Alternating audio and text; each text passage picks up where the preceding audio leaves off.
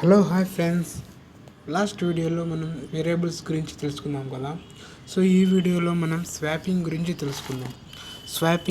Swapping programme. So swapping అంటే ఏంటి? Swapping అనేది ఇప్పుడు వాల్యూస్ని ఎక్స్చేంజ్ చేసుకునేది అనమాట. ఎక్స్కి ఇచ్చిన వాల్యూ వైకి ఇవ్వడం, వైకి ఇచ్చిన వాల్యూ ఎక్స్కి ఇవ్వడం. సో అంటే వాల్యూస్ చేంజ్ అవ్వడం అనమాట. So for example x is equal to 9 ఇచ్చామనుకోండి, so y is equal to 3 ఇచ్చామనుకోండి. సో ఆఫ్టర్ స్వాపింగ్ అంటే స్వాపింగ్ చేసిన తర్వాత ఎక్స్ ఈజ్ ఈక్వల్ టు 3 వస్తుంది, వై ఈజ్ ఈక్వల్ టు 6 వస్తుంది. సో అది స్వాపింగ్ అనమాట. సో జస్ట్ ఏంది వాల్యూస్ ఇంటర్సెక్ట్ చేసుకోవడం అనమాట. ఇప్పుడు మనం స్వాపింగ్ యూజ్ చేసి ఒక ప్రోగ్రామ్ చేద్దాం. సో ఎలాంటి ప్రోగ్రామ్ చేద్దామంటే, సో ఇప్పుడు మనం వాల్యూస్ ఇచ్చి ఎక్స్కి ఒక వాల్యూ ఇచ్చాం, వైకి ఒక వాల్యూ ఇచ్చాం. సో ఎక్స్ వాల్యూ వైకి రావాలి, వై వాల్యూ ఎక్స్కి వెళ్ళాలి. సో నార్మల్గా ఇలా చేస్తారు. ఫర్ ఎగ్జాంపుల్ ఇప్పుడు మనం ఒక 2 గ్లాసెస్ తీసుకున్నాం అనుకోండి, 2 కంటైనర్స్ కానీ 2 గ్లాసెస్ కానీ. సో 2 గ్లాసెస్లో ఒక దాంట్లో పాలు, ఇంకో దాంట్లో నీళ్ళు వేసామనుకోండి. సో ఇక్కడ ఈ గ్లాస్లో ఉన్న పాలు ఆ గ్లాస్లోకి వెళ్ళాలి, ఆ గ్లాస్లో ఉన్న నీళ్ళు ఈ గ్లాస్లోకి రావాలి. సో ఏం చేస్తారు మీరైతే కామెంట్ చేయండి. సో ఇప్పుడు మనం ఈ గ్లాస్లో ఉన్న మెటీరియల్ ఆ గ్లాస్లోకి వెళ్ళాలంటే ఏం చేయాలి? సో జస్ట్ అంతే సింపుల్గా అయ్యిందంటే మనం సింపుల్గా చేయలేమేమో. సో వేరే ఒక గ్లాస్ని తీసుకుంటాం అనమాట, వేరే ఒక గ్లాస్ కానీ వేరే ఒక కంటైనర్ని. సో వేరే ఒక గ్లాస్ కానీ కంటైనర్ కానీ తీసుకుంటే, సో ఈ గ్లాస్లో ఉన్న నీళ్ళు ఆ కంటైనర్లోకి వేస్తాం.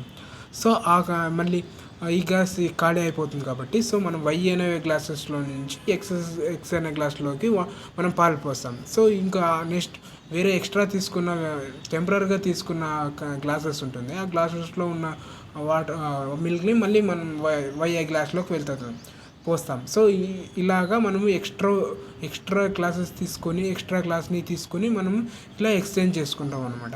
సో అదే విధంగా ఇక్కడ స్వాపింగ్లో వాల్యూస్లో కూడా అదనమాట. సో టెంప్ అనే వేరియబుల్ని తీసుకుంటే, సో టెంపరవరీగా ఆ వేరియబుల్ని తీసుకుంటే, సో దాన్ని యూజ్ చేసి దాని వాల్యూ అందుకు ఇచ్చి దాని వాల్యూ మనం దీంట్లోకి ఎక్స్చేంజ్ చేసుకొని, సో ఈ ప్రోగ్రామ్ని మనం ఈజీగా రన్ చేయొచ్చు అనమాట. ఫర్ ఎగ్జాంపుల్ మనం ఒక ప్రోగ్రామ్ తీసుకుందాం. సో ఏ అనే వేరియబుల్ తీసుకుందాం, ఏ. సో ఏ వాల్యూకి ఎంత ఇద్దాం మనం? ఒక 25 ఇద్దాం అనుకున్నాం, 25. సో బి ఈక్వల్ టు ఒక 26 ఇద్దాం అనుకున్నాం. సో ఇప్పుడు మనం ఈ ఏ వాల్యూ బికి రావాలి, బి వాల్యూ ఏకి రావాలి. సో అందుకోసం మనం ఒక వేరియబుల్ని తీసుకుందాం అన్నమాట. సో టెంప్ అనే వేరియబుల్ని తీసుకుంటాం. సో ఇప్పుడు సి లాంగ్వేజ్లో అయితే మనం ముందుగానే డిక్లేర్ చేయాల్సి వస్తుంది, సి లాంగ్వేజ్ కానీ జావా కానీ ముందుగా డిక్లేర్ చేసి ఉంది. సో పైథాన్లో మనకు అలా కాదు. సో పైథాన్ మెయిన్ అడ్వాంటేజ్ అదే. సో వేరియబుల్ని మనం డిక్లేర్ చేయాల్సిన అవసరమే లేదనమాట. So temp equal to A, next a equal to b, next b equal to temp,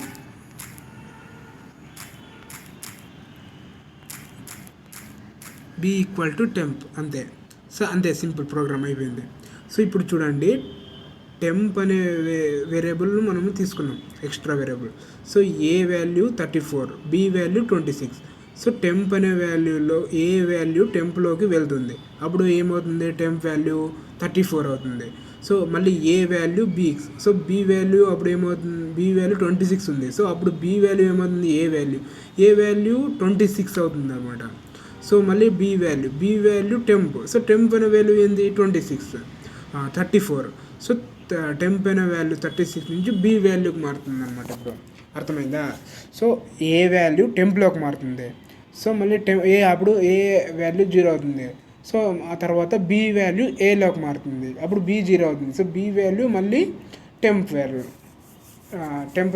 టెంప్లో ఉన్న వాల్యూ బీకి మారుతుంది అనమాట. సో అప్పుడు టెంప్ 0 అవుతుంది. సో టెంప్ అనేది టెంపరీ వేరియబుల్ తీసుకున్నాం కాబట్టి అది మనకు అవసరం లేదనమాట.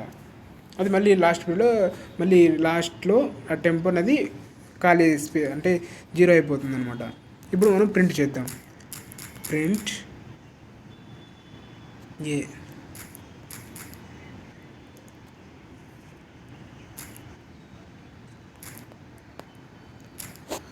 ప్రింట్ ఏ తర్వాత ప్రింట్ బి. చూద్దామా ఇప్పుడు అవుట్పుట్ చూద్దాం మనం. చూడండి అవుట్పుట్లో 26. సో ఏ వాల్యూ 34 ఉంది. A4 34 ఇచ్చినాము. ఇప్పుడు సో ఏ వాల్యూ 26 ఇచ్చినాము. సో మనకి ఇప్పుడు కన్ఫ్యూజ్ అయితే ఒకవేళ మనం ప్రింట్ చేద్దాం ఇక్కడే.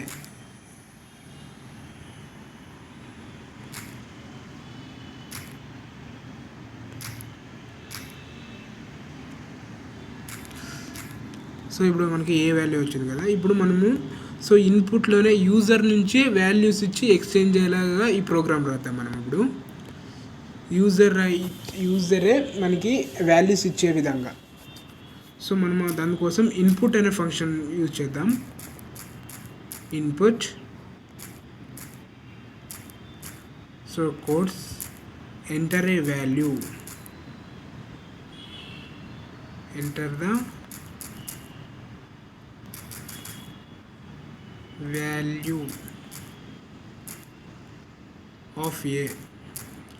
సో ఏ అనే వాల్యూకి ఇన్పుట్ ఇస్తున్నాం అనమాట. వాల్యూ యూజరే అంటే మనకు అవుట్పుట్లో చూపిస్తుంది.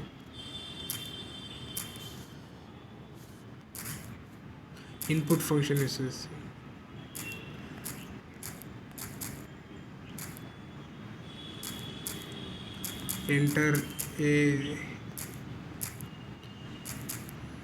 enter the value of b.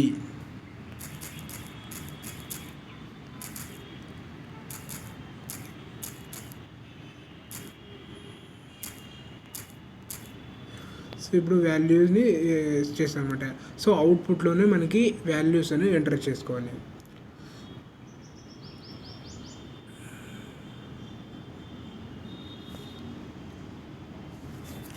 So మనం అవుట్పుట్లోనే మనకి ఎంటర్ వచ్చేలా విధంగా చూసుకోవాలన్నమాట. ఏ వాల్యూస్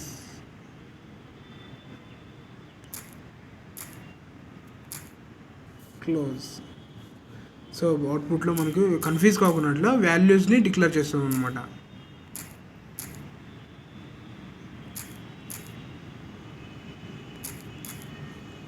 సో ఇప్పుడు మనము అవుట్పుట్ చూద్దాం.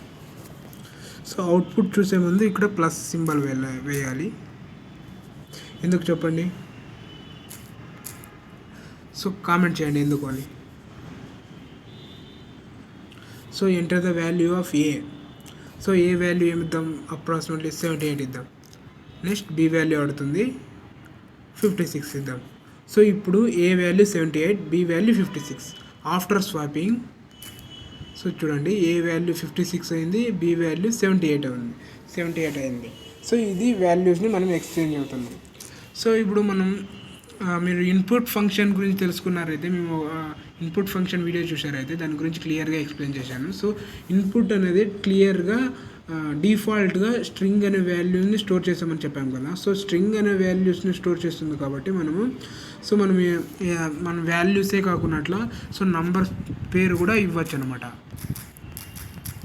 రవి, శ్వేత, ఎంటర్. సో చూడండి శ్వేత రవి. సో శ్వేత రవి అని సో స్ట్రింగ్స్లో కూడా మనము ఎక్స్చేంజ్ చేసుకోవచ్చు అనమాట.